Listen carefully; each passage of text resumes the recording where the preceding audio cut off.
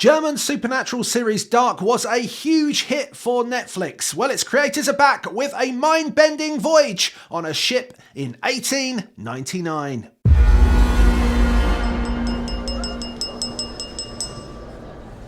Six hours ago, we received a message. We believe this comes from the Prometheus.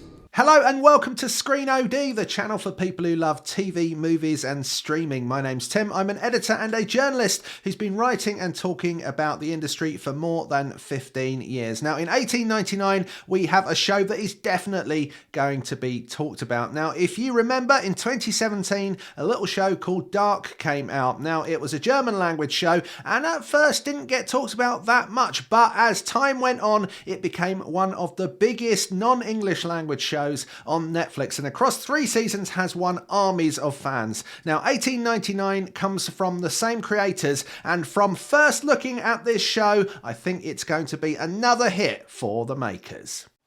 I am Moira Franklin.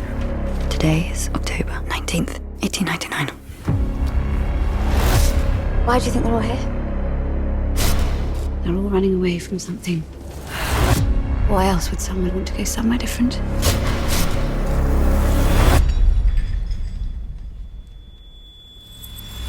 Okay, so what's this one all about? Well, this is the story of the passengers and the crew of the ship, the Kerberos, which is going from Europe across the Atlantic to New York. This is a journey that, usually would take about a week. And on board this ship, there is a multinational group of people, as you might expect on such a voyage. You have honeymooners from France, there's Spanish priests, there's English woman, there's Japanese geisha. There are lots of different people who are all seemingly part of a normal ship that is going to a normal destination. Now, on some levels, this might be enough of a story to hold together a show. This is a group of people who come from different places who, it turns out, all have their own secrets and motivations for being on this voyage. Now, that might be enough for a TV series, but if you know anything about Dark, and if you know anything about this genre, you're going to be sure that this is going to get much more complicated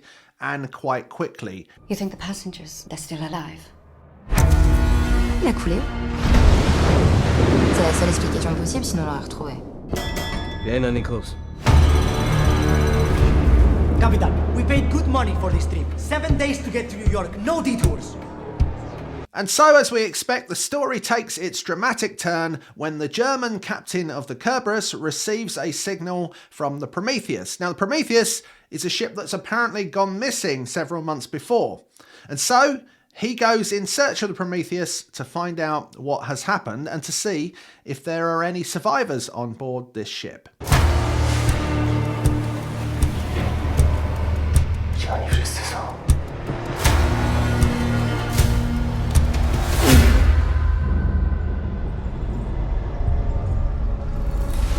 But on discovering the Prometheus and actually boarding the ship, what happens next is not a rescue at sea, as you might expect, but something that is much, much more confusing, metaphysical, and, frankly, the phrase is used a lot, but mind-bending. People are oblivious to reality. They only see what they want to see. And all they have to do, shift their perspective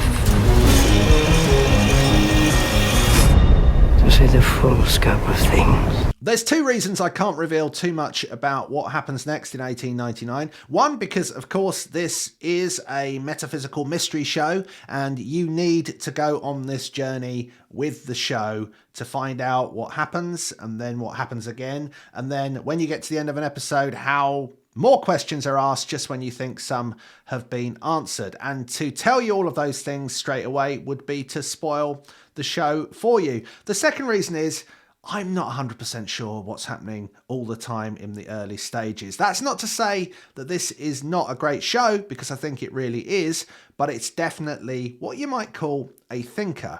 O Helligånd, må vi blive bevaret fra det onde, fra al verdens falskhed.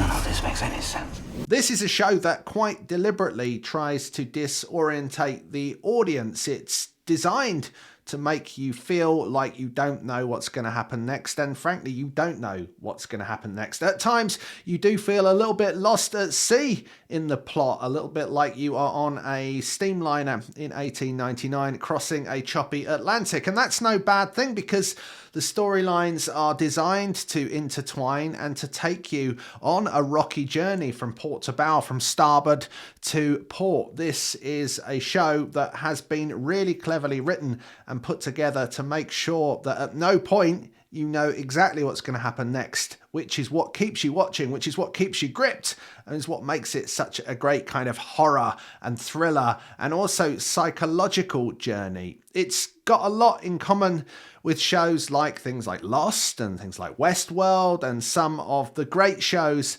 that have had audiences constantly guessing what's going to happen next. But it also has a much darker element. What's wrong with that ship?